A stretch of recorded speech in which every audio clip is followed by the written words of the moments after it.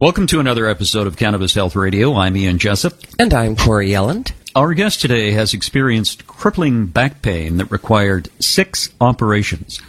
He was addicted to pain medications, stomach bleeding, digestion issues, along with liver and pancreas problems, and all of his health problems were rectified by using cannabis.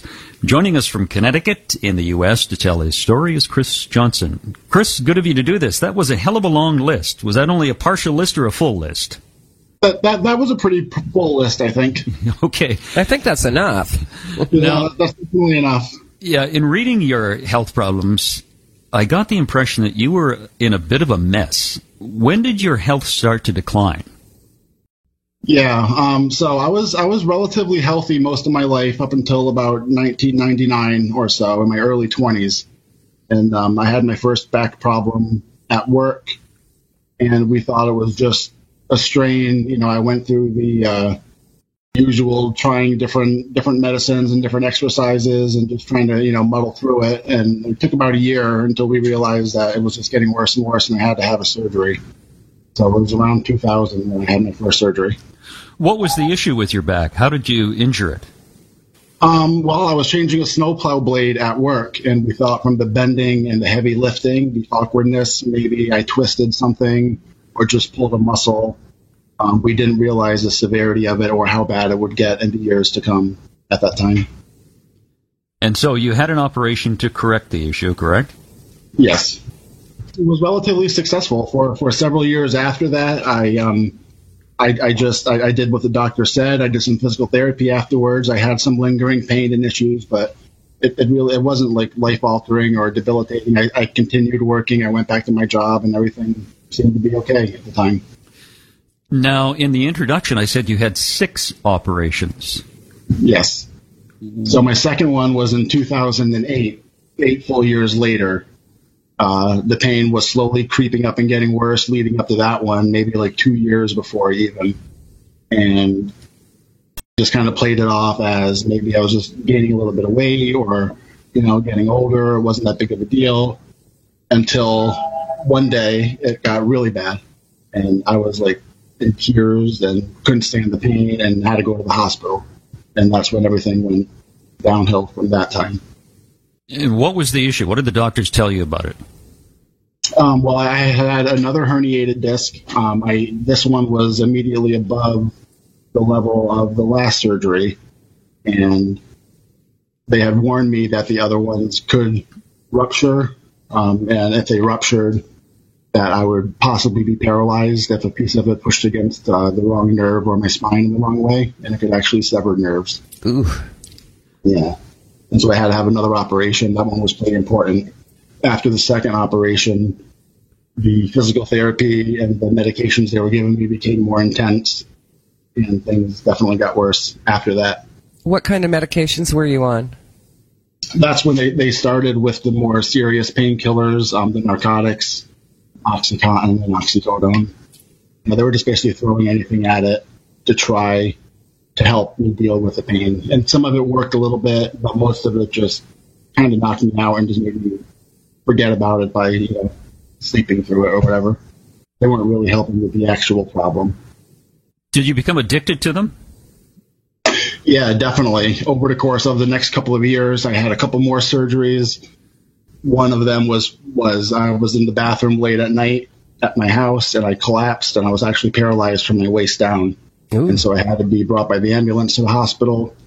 Couldn't feel my legs, obviously couldn't stand up or walk or anything. 2 hospitals refused me, and the 3rd hospital did an emergency surgery on me the next day to regain use of my legs. And by that point, I was definitely addicted to the pain medicines, and every time that I had to have another procedure done, they would increase them because they were becoming less and less effective as time went on.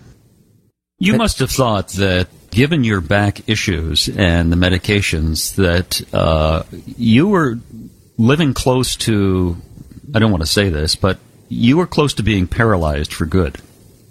Definitely, yeah. I was warned and worried that any wrong turn or a good sneeze the wrong way could actually be what paralyzes me for life. Yeah, they kept telling me that all along.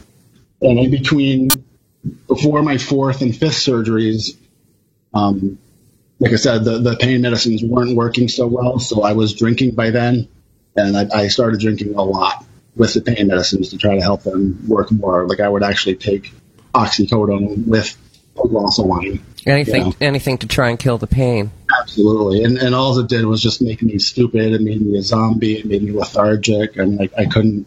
Leaving the house was a chore. You know, I just didn't have any kind of a life. I was awake in pain all night long and sleeping during the day. My wife and kids would have to tiptoe around the house not to wake me up, or Daddy's finally sleeping, so don't disturb him. It wasn't a fun way to live at all. No, and then of course those pharmaceuticals come with their own side effects, etc. Oh boy, in 2012, I never actually went to the black market or got any of these pills illegally. They were always prescribed by my doctors. I was always able to talk them into giving me more and more and or higher dosages. And in 2012, they wouldn't, and I ran out one night. But my pain management doctor appointment was the next morning. So I got up the next morning anyways to try to get to the doctor appointment, and I actually blacked out from the withdrawals I was having, and I hit a tree. And when I hit the tree, I almost died. I broke 8 ribs, my pelvis, an ankle. I lost a huge chunk of my scalp and a bunch of teeth. My face hit the windshield. I was in the hospital for a month. And that's when they put me on even more pain medicines because of the accident, in addition to, obviously, my back surgeries and everything that I was already on. So that's when it got really, really intense. And I knew I had to start either looking for an alternative or it was going to kill me. Chris, where did you think your life was going at this point? I had absolutely no outlook on the future. All my hopes were gone. I wasn't, I didn't have any kind of hopes for anything better than it was. It was really depressing. I was going to ask you if you were depressed during this period. You must have been. I was very depressed. I was also being so lethargic. I gained a lot of weight, so I was very obese. I couldn't go to family functions. I couldn't leave the house. And even when I was able to, or people would want to help me, I wouldn't want to. I would just want to stay home and wallow in my own pity, kind of, or drink myself into unconsciousness. Yeah, we were talking to a woman yesterday in Vancouver who was on pain medications as well, and as a result of these pharmaceutical drugs that she was on, she gained 150 pounds. She doubled her body weight. Yeah, wow. And they just have some terrible, terrible side effects. I was up to 450 pounds at my heaviest. I'm 6 feet 5 inches tall, and I was 450 at the most. Wow. And now I weigh 220. Now you weigh 220? 220, yeah, less than half. Yeah, wow, you've congratulations. Lost half. That's fantastic. You've lost half your body weight. Yep, and it stays off just from being active and being able to function, and it's not even an issue anymore. How did cannabis enter the picture for you, Chris?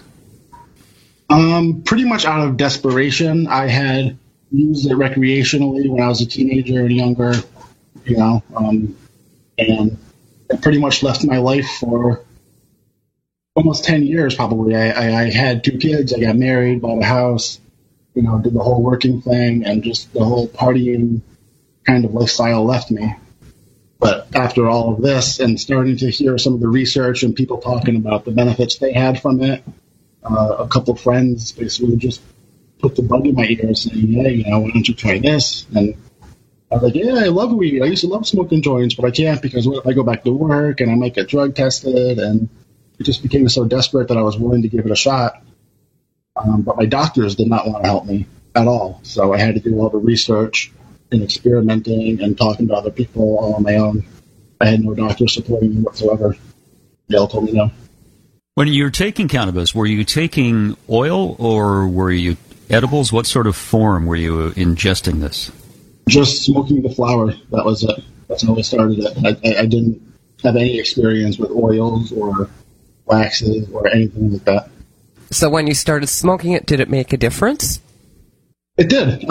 At first, I did it with the medications I was still taking, all the painkillers and everything.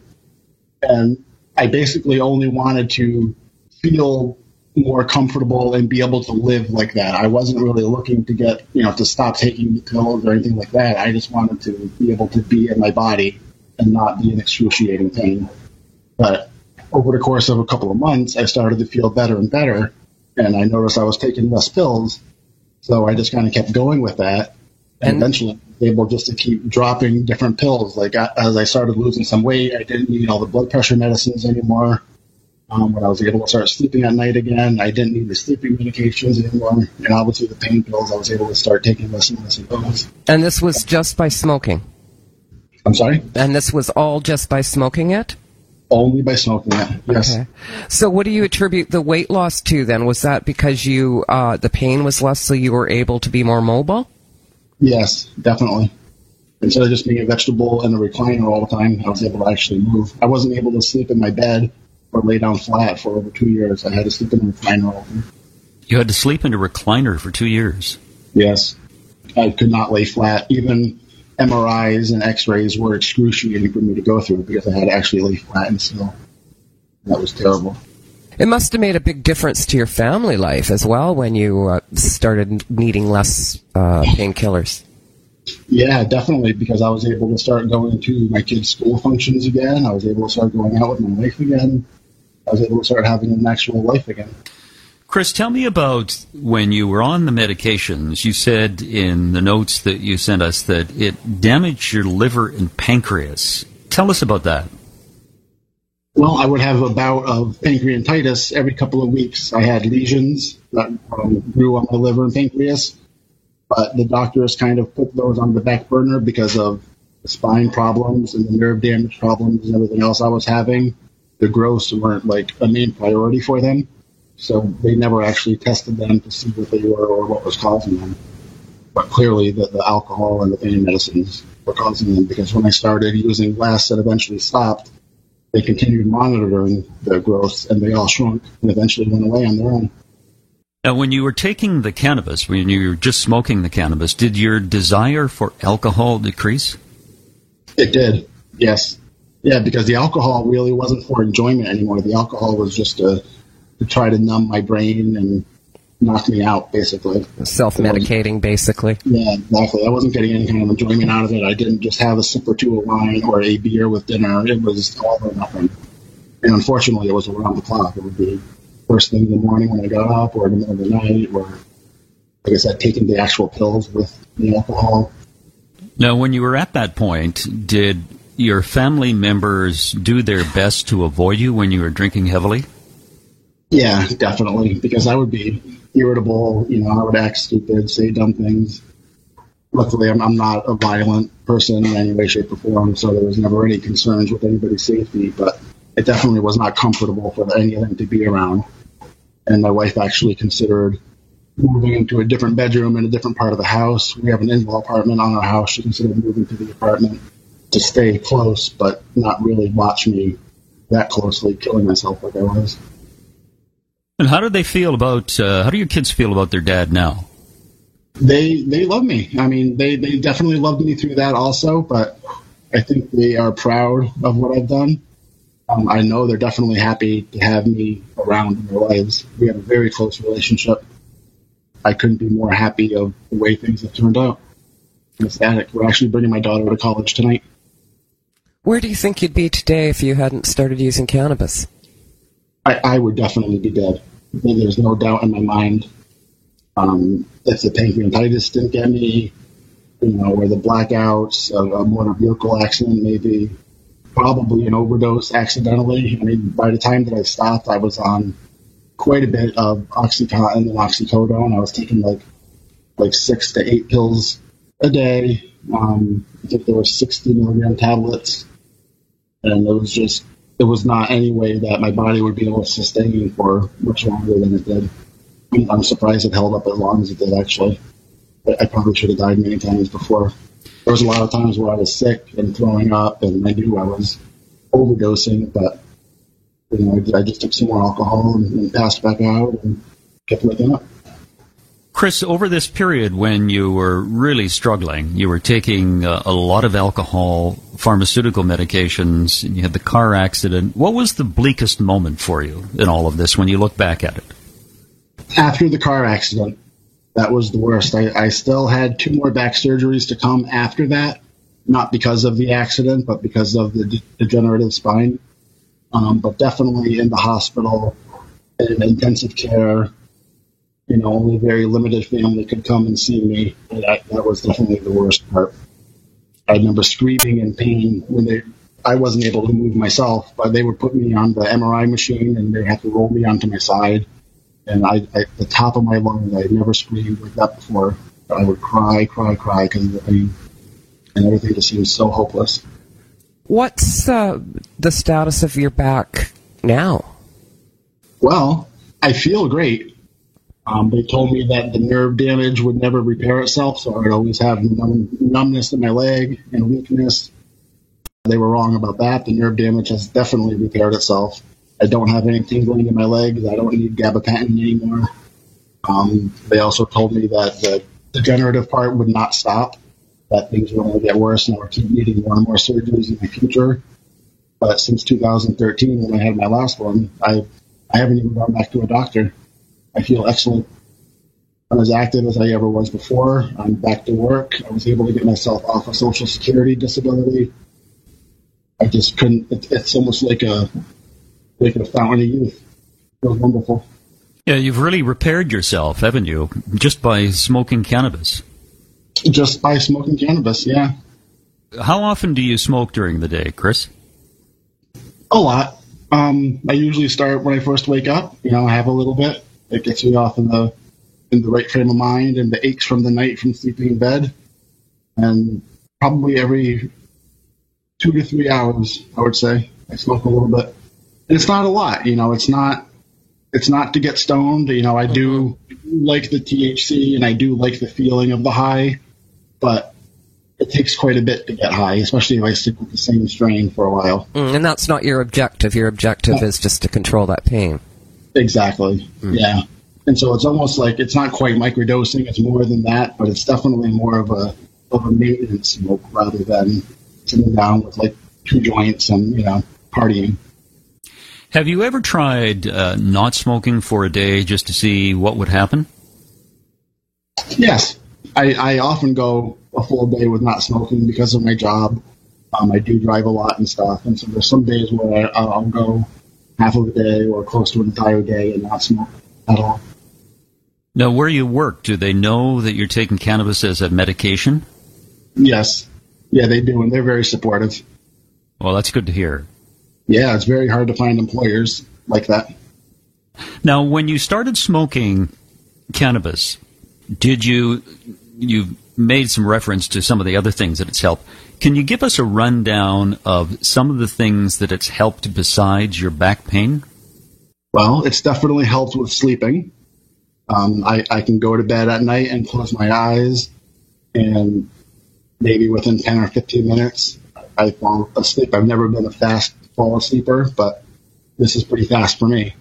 I don't wake up all night in pain. I don't have to get up and roll around or move to a different position. I've lost a lot of weight, so it's helped with, I don't need blood pressure medications. My blood pressure and cholesterol stay in check on their own. I do get regularly, I go to doctors for physicals every year. All my numbers are fine the way they are. I don't need any kind of medications to control any of that anymore.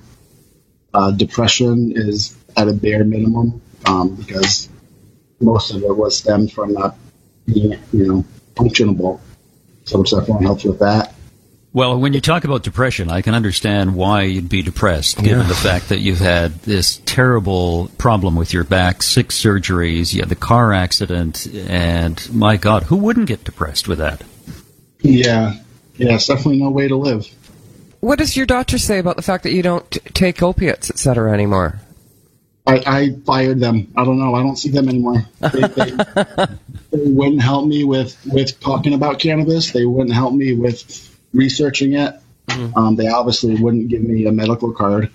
So I pretty much, once I was able to stop taking the pills and didn't need them anymore, and I told them leading up to it what I was doing, and they were glad to see me taking less and less, and they were supportive in the fact that I wasn't taking anymore, but they did not recommend me stopping. But I did anyways. Did they notice at all your weight loss? Yes. Yeah, he did. Well, I don't know how they couldn't, right? I mean, you lost over half your body weight. Yeah, but, sometimes... I get what you're saying. Yeah, maybe that's one of the dumbest questions I've asked in quite a while. But you lost half your body weight. You come in there looking like a different person. They must have said, Chris, what are you doing? Mm-hmm. Yeah, no, they knew what I was doing. Like I said, they didn't support it being that it was cannabis, but they supported it in the fact that it was making me healthier, and they could see that I was feeling better and I was happier than I ever was. Yeah, you've got a more optimistic viewpoint of life now, don't you? Yes, definitely. Do you still get much or minimal pain in your back as a result of smoking cannabis? Yeah, once in a while, I'll overdo it, or I'll lift something a little too heavy, or do too much during the day, and you're reminded.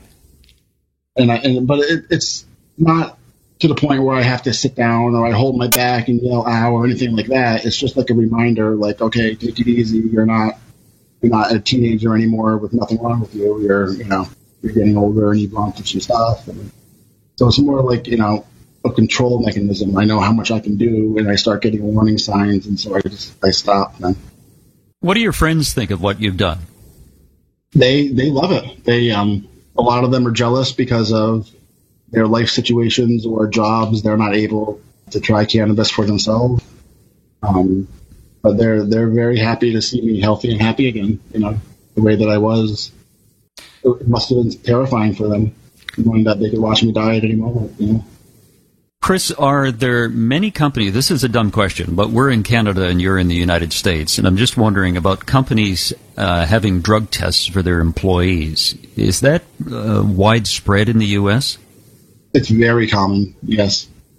Most companies do drug tests, and they don't only drug test for specific drugs. They do the entire gamut. They test for everything, and it's all or nothing with them.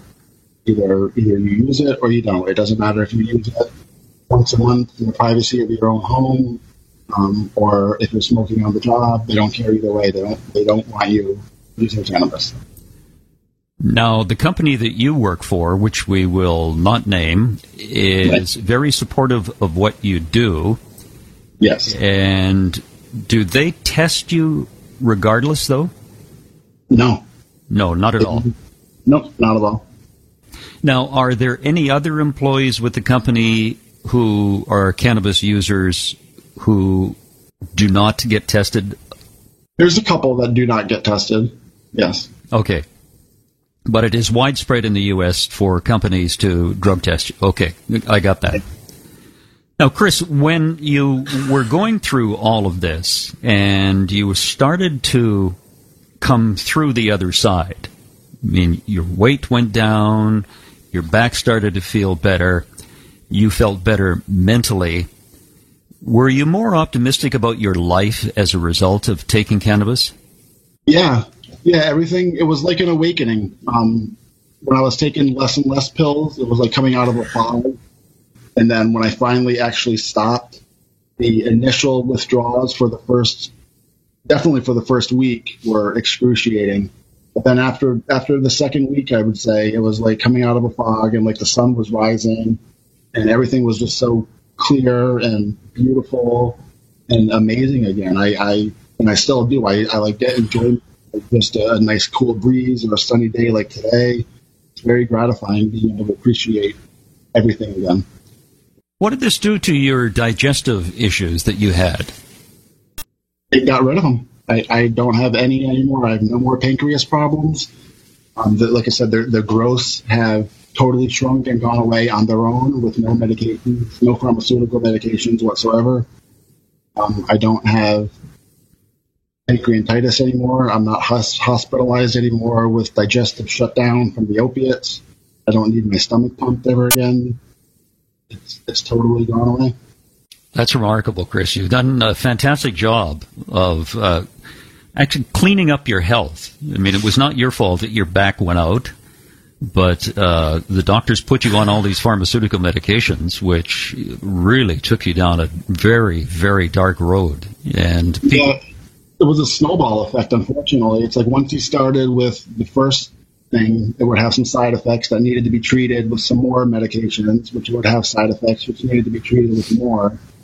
And, besides just the minor side effects like that, some of them were major side effects, like it being lethargic all the time and the growths on the pancreas. I mean, that had major complications in my life just because of the side effects of the pills. Yeah, nearly every person that we've talked to in this program who is taking pharmaceutical medications, painkillers, they always say that once they started to get off them, for the first, I guess, Corey, for the first week or two, yeah. It was just, life was just horrible. Yeah, first week or two. The withdrawal of that is just awful. Yeah, I was sweating and freezing cold at the same time. I would shiver uncontrollably, headaches and body aches, like a really bad flu. It felt really bad. Well, essentially, you were a drug addict who was addicted to pharmaceuticals. Absolutely. And so yes. you were going through withdrawal. Yes. Yeah, when I had my accident in 2012, that was because of the withdrawal, because I hadn't had a pill in almost 12 hours before that. And most likely my blood pressure dropped. And that's probably why I blacked out on the way to my doctor appointment. Oh, your blood pressure dropped too low, and then you blacked out and hit a tree. Hit a tree. Chris, it's a fantastic story to hear that you've come this far. I mean, 6 back operations. I can recall a friend of mine who had a back operation. He said it was the biggest mistake he ever made, and because he said he's been in more pain as a result of the back operation than he was originally. But you've gone through 6 of them. Yep. And I have 3 fusions where I'm held together with titanium rods and screws. And usually those, from the amount of muscle and stuff that they have to cut, the amount of nerve damage afterwards is usually pretty excruciating. And that's usually permanent. It doesn't go away. Some of it will go away after a little while, but a lot of it stays for the rest of your life. They told me that I would have that forever. Boy, you go through a scanner at the airport, and they're going to pull you aside. Yeah, absolutely. Yeah, that's right. Wow. Chris, anything you would like to say in conclusion about use of cannabis or your issue? I just want to say that everybody should give it a shot. There's literally no harm in trying. It may not work for everything for everybody, but it can definitely do a little bit for everybody, and there's no harm in trying. Try it with your pills. You can try it with alcohol. There's no danger in mixing it with different stuff. Most that it will do is just not be effective for you. But I genuinely believe that everybody can get something from it. Chris, your story is really, truly inspirational, and I'm sure people will get a lot out of it. And congratulations on what you've done, and thanks for doing this. Thank you, Ian. Appreciate it. Chris, it's an incredible story and an incredible journey you've been through, and we thank you so much for stepping up and sharing it with everybody. Thank you, Corey. I'm more than happy to. And that's another edition of Cannabis Health Radio. Thanks for listening, everyone.